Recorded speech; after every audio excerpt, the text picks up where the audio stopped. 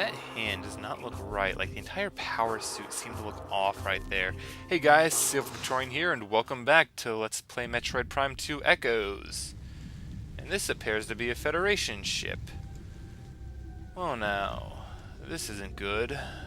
Maybe we can find something to figure out how they befell this fate.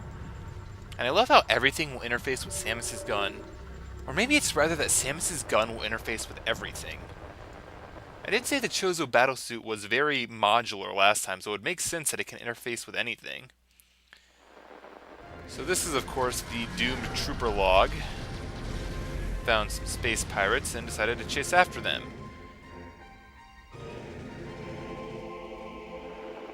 Federation was actually doing a pretty good job there, except the storm looks like it claimed their ship as much as it claimed Samus's. I like the design of this ship. It's really interesting. I mean, looking further into it, you'll see that it is most definitely a military ship, not designed for comfort at all, but for firepower, defense, and troop carrying capacity, nothing more. Of course, here it's talking about how you split into two units, such as Force 2 and Force 1, whom we've more or less just met. And of course, what claimed all of the Federation troopers. This, of course, being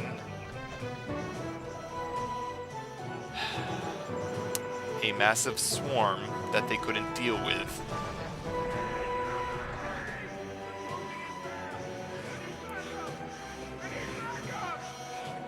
I like that little voice acting clip. I don't know if you could have heard it. It's very quiet, but just a nice little bit of detail. I don't even know who that was. Like, it was obviously the trooper up there, but like just the voice actor, because these aren't games that you would have a lot of voice acting in, but you know, come to think of it, these do not look like normal splinters, and while they are able to kill them rather easily, there are just so many of them attacking that it very obviously makes sense why the Federation was swarmed. And it looks like they did win the fight, but at the cost of their entire force. Or was that the distress signal they sent out that Samus was responding to? It might have been. I don't know, Metroid games were never really meant for their story. Like, Metroid Prime 1, the basic story is there are space pirates here, deal with it. Oh, there's also Phazon. You should probably stop that. Metroid Prime 2 is more along the same lines. There are space pirates here, deal with it. There's also Phazon, handle it. Metroid Prime 3, there's Phazon, deal with it.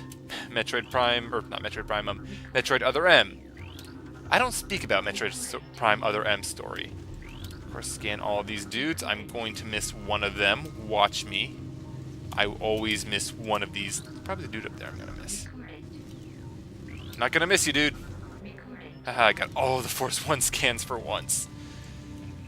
But yeah, inside this ship, you'll see that these are just all the seats for all the troops. Now, obviously, I'm not really... Actually, might be able to fit all of them. Because you got those seats there. Then you also got the pilot and captain seat. We can scan these to see who actually sits here. I like this little detail. It tells you the name and the rank of whoever's sitting here. Like, this is the captain seat. This here would be the pilot's. We scan one of these groups here, it'll tell us the name of the three troopers that stand there and their ranks. Just interesting in their own way. Now this here is also optional. We can scan this and we'll get access to another map station, which is a much better map station than the one we found underground. Scan this up and be able to see exactly how large the temple grounds really is. I think. Or at least how large most of the temple grounds is. Yeah, we've seen about a third of this, and we're not really going to see the other, probably closer to a half. And we won't really see much of the other half until later on, like this room in particular. We're not going to see this room for a while. Let's keep moving on, though. Let's see if we jump over here. Also, I'm pretty sure there's something on the back of the ship. I'd have to scan the ship still.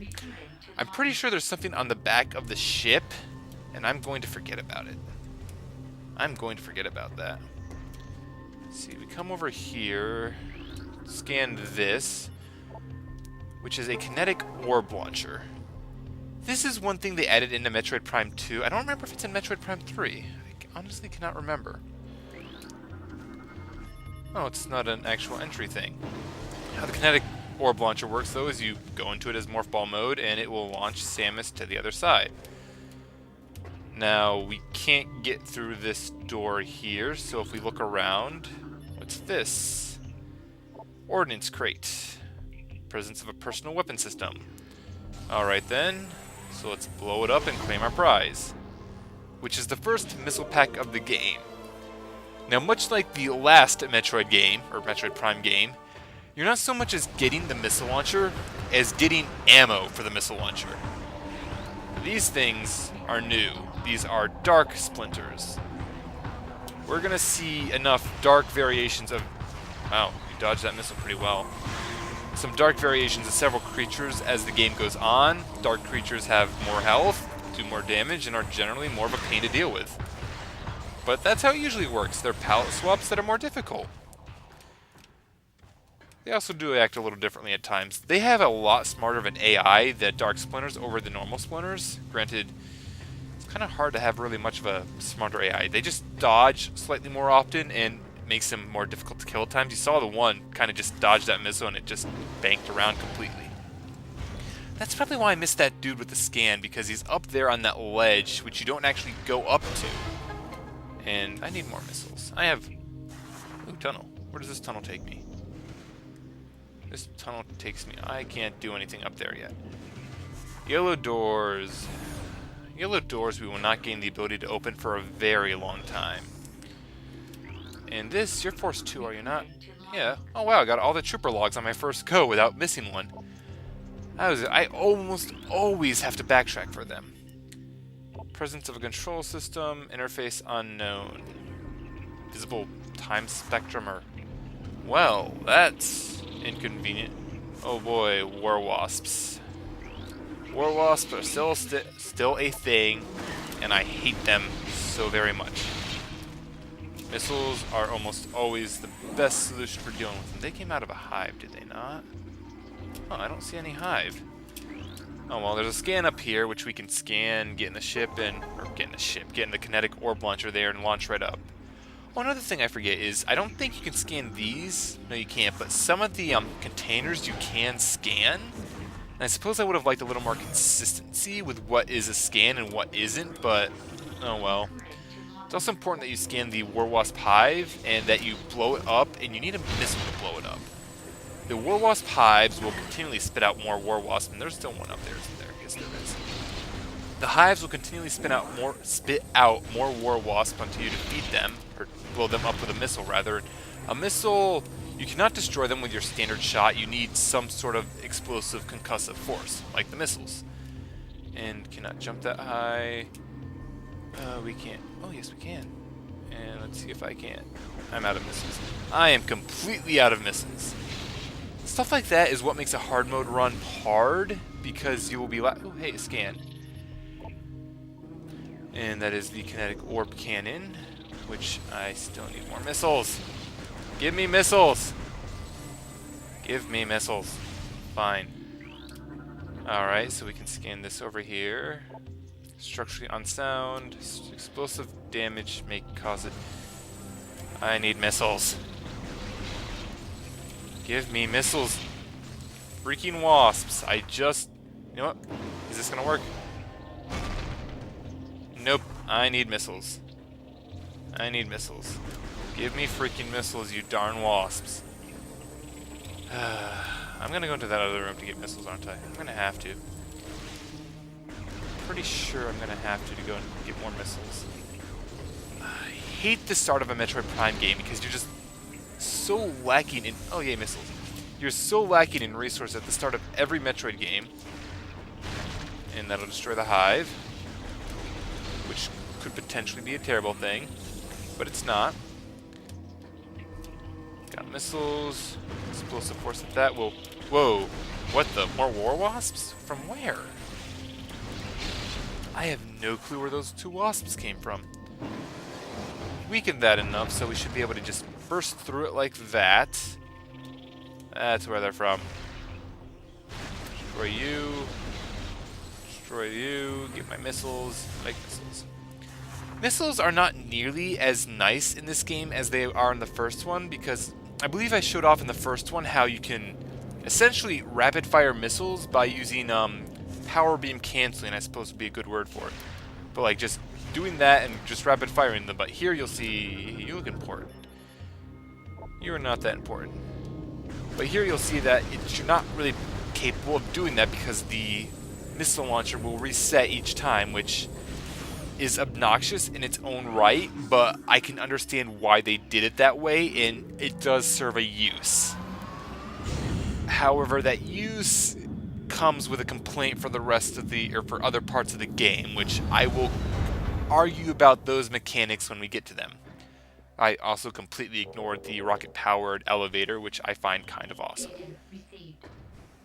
Area, oh, I should turn that off. I should turn that off. Options. Let's see, controls? No, where is this? Visors. Hint system. Hint system? No. I do not need your hints. Yes, yes. Well, as the hint system was so lovingly trying to tell us, there is a save point nearby. That save point is... I should scan you. I should scan you. I'll be able to scan those later.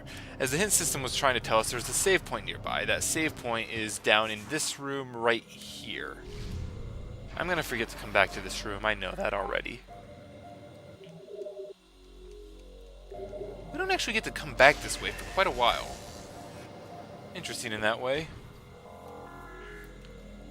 Alright, saving, of course, will replenish your energy along with saving the game. You can just replenish your energy if you so desire without saving.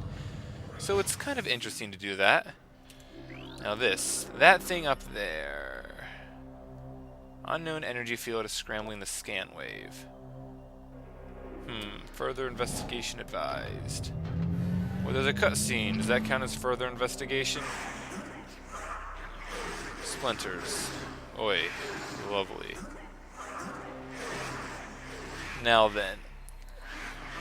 There's a whole little plot point with this little event here, which I'm going to get into later, which I find humorous and rather, well, humorous and kind of grim when you think about what it truly means. Anyway, to start off with, we have some dark splinters to take care of. Dark splinters are annoying, since they take a lot of shots, and you can probably hear me rapid firing this button as we go on. I'm going to save my missiles because I kind of don't need them for this, and I'd rather... I'm not going to save my missiles. I'm not going to save my missiles. Saving missiles is for people with nothing better to do. Besides, I got all my missiles back. So yeah, the biggest issue with Dark Splinters is mainly that they have more health than normal Splinters. This guy right here is very important to scan. He is an Alpha Splinter. He will not remain an Alpha Splinter for long. And he is a very missable scan, as he is the first boss of this game. Like, he's the first boss of this game. You wouldn't think of it right now, you just think he's like maybe a mini-boss or something, nothing too important. But then this comes out and he turns into a dark Alpha Splinter. At which point, you'll notice that he becomes a completely different entity. He is the only Alpha Splinter, and by proxy, the only Alpha, or Dark Alpha Splinter. So if you don't scan him, especially the Alpha Splinter form before he gets turned, you're out of a scan. This early in the game, they have a completely missable scan. I suppose they also had the one logbook entry on the frigate at the start of Metroid Prime 1, which was even earlier than how this is, and that was a completely missable scan as well. Yeah, he was obnoxious to beat on hard mode. Having this much energy and just all of that, he was really obnoxious to beat on hard mode.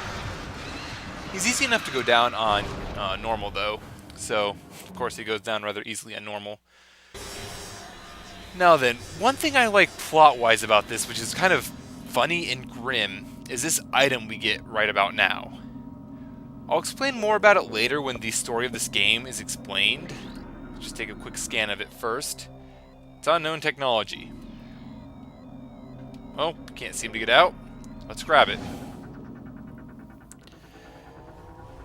Samus will pick up this unknown technology, which will absorb to her suit, because as I've mentioned already twice, the Chozo battle suit is extremely modular.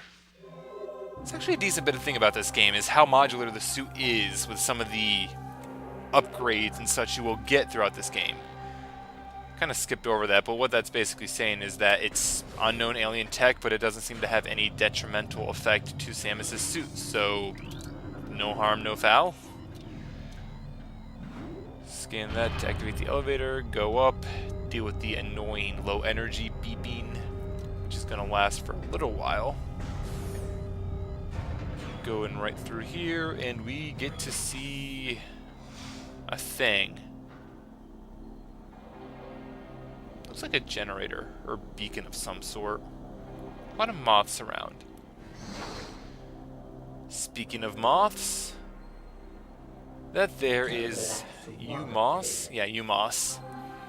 One of the last waking luminoth.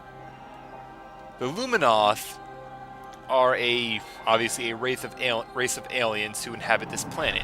He's going a bit into the backstory here about how a meteor, or cosmic object as he says, strikes his planet and basically says no to time and space. Creates two aethers, one of light, one of shadow. We've already experienced the shadow one once, when those things, called the Ing, attacked us and stole our powers. The Ing are kind of annoying. One thing I like about this in general is how the good guy aliens, the Luminoth, have such a fascination with the light. And they are essentially space moths, anthropomorphic space moths. So it kind of makes sense. Just looking at their character design, you can see the moth, word I'm looking for, inspirations in their bodies. Now then, that power we picked up is this energy transfer module. The energy transfer module will allow us to take energy from one planet and restore it to the other. From these little beacons that, like what we're standing right next to. And the Ing on Dark Aether have the energy from 3 of the 4 great temples. This, of course, being the 4th, the only one they do not have the energy from. And when all the energy is taken from one, that planet will essentially die. So the Ing were literally 2 rooms away from destroying Aether when Samus arrived.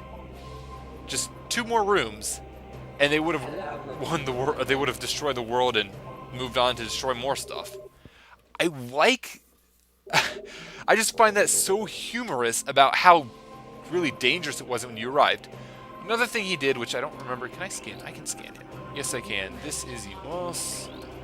This is the energy transfer device. And he gave us the ability to read these purple luminoth glyphs, runes, symbols, I suppose is the best word, which will allow us to get through those purple doors and also pick up the luminoth scans as we see them. And now I gotta ride the slow elevator because it's not a rocket elevator. The rocket elevator was cool. Now if you've noticed, this straight ahead is the door we came out of. This door is green. We can't go that way yet. That one over there is purple. We can go that way, and that one is orange. We can't go that way. So we're kind of stuck going through this door here. But as for what's left of the Luminoth race, it's essentially right here. They're all in hibernation in these stasis chambers. But yeah, that door there says it's opening the passage to the Argon Wastes, which is where we're going next. And I hate you. I hate you things so much. Light flyers. Ow. Original names, aren't they? Can I get missiles? I would like missiles. I would really like missiles. Oh well. I'm making these videos longer than I intend to. Anyway, I think this will be enough for this video. We've been going on for pretty close to 20 minutes. So I'm going to cut it off here. Next time, guys, we're going to go down this elevator and guess see about finding that first temple to help the Luminoth restore their race and energy. Samus is stuck here anyways. Might as well try to help out a doomed race. Later.